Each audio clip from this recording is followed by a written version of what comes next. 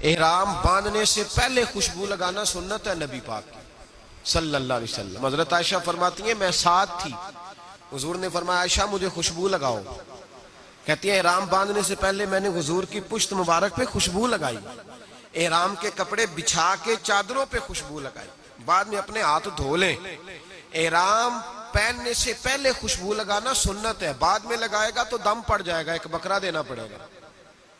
3 قسم کے کفارے ہیں، ضمناً یہ بھی یاد کر لیں، ایک دم ہے، ایک بدنہ ہے، ایک صدقہ ہے، 3 قسم کے کفارے۔ اس لیے جب آپ نے احرام باندھا ہوا ہو، طواف کعبہ کر رہے ہو تو کعبے کے دیواروں سے نہ لپٹیں، اس کو خوشبو لگی ہوتی ہے، غلاف کو خوشبو لگی ہوتی ہے، پرہیز کریں۔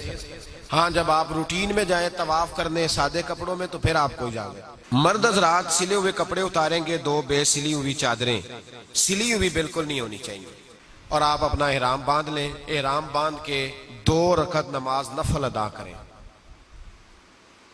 کچھ لوگ احرام باندھتے ہی یہ کندھا ننگا کر لیتے ہیں، یہ بڑا ضروری مسئلہ ہے، اس کو یاد رکھیں۔ کندھا صرف کعبے کے 7 چکروں میں ننگا کرنا ہے، صحیح میں بھی ننگا نہیں کرنا، اس سے پہلے بھی منع ہے۔ صرف اور صرف سیدھا کندھا ننگا کرنا ہے جب کعبے کا طواف کرنا ہے، نہ اس سے پہلے نہ اس کے بعد۔ احرام آپ 2 رکعت نماز پڑھیں گے، سر ڈھانپ کے پڑھیں آپ نماز، اسی چادر کے ساتھ سر ڈھانپ لیں، چادر کو اوڑھ کے بکل مار کے آپ نماز ادا کریں، 2 رکعتیں پڑھیں۔ پہلی رکعت میں ہو سکے تو سورہ کافرون اور دوسری میں سورۃ اخلاص پڑھیں۔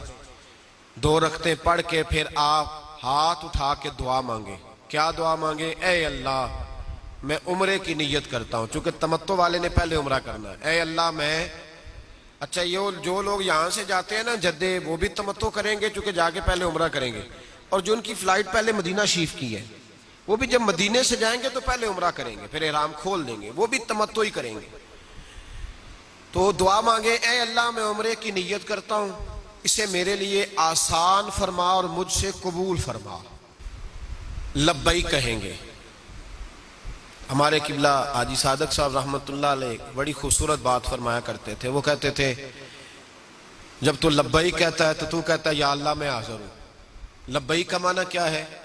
اے اللہ میں، اس کے ترجمے پہ ضرور غور کریں، اے اللہ میں آ گیا ہوں، حاضر ہوں، اے اللہ میں آ گیا، یہ اس کا معنی۔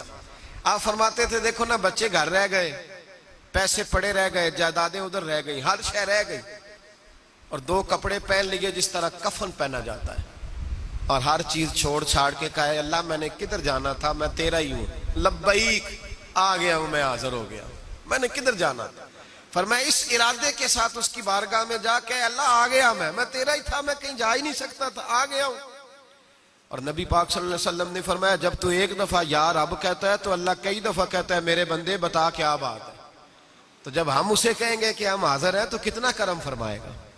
تو لبیک 3 دفعہ کہیں، مرد بلند آواز سے، عورتیں آہستہ آواز سے۔ لبیک اللہم لبیک لا شریک لک لبیک ان الحمد والنعمت لک والملک لا شریک لک لبیک۔ اس کو 3 دفعہ پڑھیں۔ اب آپ کا احرام کی پابندیاں شروع ہو گئی۔ پابندیاں ذرا سن لیں۔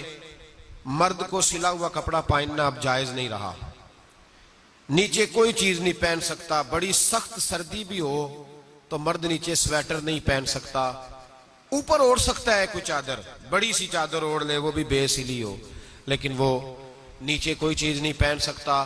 سلا ہوا کپڑا مرد کے لیے جائز نہیں۔ سر پہ ٹوپی، امامہ، رومال وغیرہ کوئی چیز نہیں رکھ سکتا، سر پہ کوئی چیز اٹھا نہیں سکتا، اپنا بیگ اپنے سر پہ نہیں رکھ سکتا، منع ہو گیا، سر ننگا رکھے گا۔ مرد دستانے نہیں پہن سکتا، عورتوں کو اجازت ہے۔ مرد ایسے جوتے نہیں پہن سکتا جو درمیانی جگہ کو چھپائیں، یہ جو ابھار ہوتا ہے نا، ابھار اوپر والی سائیڈ، کیا چھت کہتے ہیں ہم اسے، پیر کی جو چھت ہے اوپر والی سائیڈ، اس کو چھپانا درست نہیں۔ ہوائی چپل پہنیں گے، کینچی جوتی، ہوائی چپل پہنیں گے جس میں دوسرا جوتا پہننا مرد کے لیے احرام کی حالت میں جائز نہیں ہے۔ جسم لباس بالوں کو خوشبو نہیں لگا سکتا، میں نے پہلے وضاحت کی کہ احرام باندھنے سے، نیت کرنے سے پہلے لگا سکتا ہے، بعد میں لگائے گا تو دم پڑ جائے گا۔ خالص خوشبو الائچی، لونگ، دار چینی، زعفران، اس طرح کی جو چیزیں بھی کھانے میں ڈالی گئی ہوں، اگر ان کی خوشبو واضح ہو تو وہ کھانا بھی تناول نہیں کر سکتا۔ ہاں اگر پک جائیں کھانے کے اندر اور خوشبو ان کی محو ہو جائے پھر کھا سکتا ہے. کسی سے کوئی جھگڑا نہیں کر سکتا.